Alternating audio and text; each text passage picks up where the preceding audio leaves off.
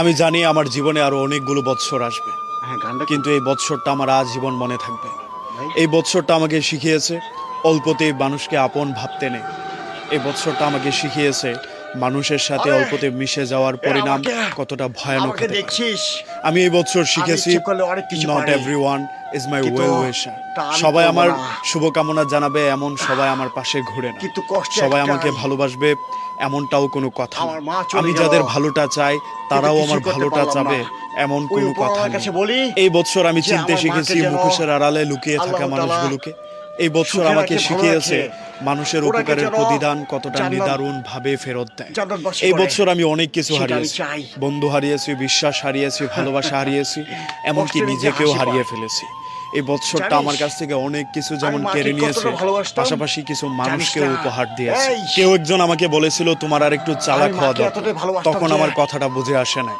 এই বছর এসে আমি বুঝতে পেরেছি আসলেই আমি নিজেকে যতটা এতই স্ট্রং ভালোবাসতাম ভাবি যে আমি মাকে, আসলে ততটা স্ট্রং না।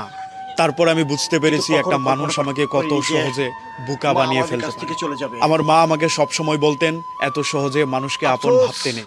নাও আই রিয়ালাইজ কিছুই করতে আসলে পারলাম না মানুষের আচরণ কতটা মার যন্ত্রণাদায়ক জন্য। হতে পারে। মানুষ কতটা যন্ত্রণা দেওয়ার পরেও নিজের তবে মধ্যে একটু অপরাধ বোধ কাজ করে না। মানুষ কিভাবে সূচ হয়ে ঢুকে ফাল হয়ে বেরিয়ে যায়। এই সব কিছুর পেছনে আমি একটা জিনিসকেই দায়ী করব, আমার ভাগ্য। তারপরেও আমি এইটা ভেবে শান্তি পাই যে এই বৎসরটা আমাকে অনেক কিছু শিখিয়ে দিয়েছে। পাওয়া না পাওয়া, প্রাপ্তি অপ্রাপ্তির শূন্যতা কিংবা বন্ধুদের আবির্ভাব সব কিছু আমাকে আরেকটু নতুনভাবে প্রস্তুত নিতে শিখিয়েছে। তারপরেও আমি কৃতজ্ঞতা জানাই সেই সব মানুষদের যারা আমার খারাপ সময়ে পাশে এসে দাঁড়িয়ে আমাকে ভরসা দিয়েছিল।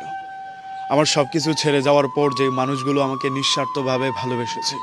কৃতজ্ঞতা জানাই আমি আমার সৃষ্টিকর্তার দরবারে, যিনি আমার কাছ থেকে অনেক কিছু কেড়ে নেওয়ার পরেও আমাকে স্থির রেখেছেন, আমাকে শান্ত রেখেছেন, নতুন কিছু করার স্বপ্ন দেখার সামর্থ্য দিয়েছেন। পৃথিবীতে যেসব মানুষ আমাকে ছেড়ে গিয়েছিল তারা ভালো থাকুক, যারা আমার সাথে জুড়ে গিয়েছে তারাও এই 2024 সালে ভালো থাকুক।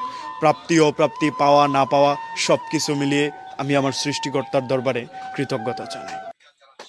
তার মধ্যে ইউরোপকে প্রস্তুত থাকতে হবে দ্বিতীয় বিশ্বযুদ্ধের মতো বড় আকারের সংঘাতের জন্য।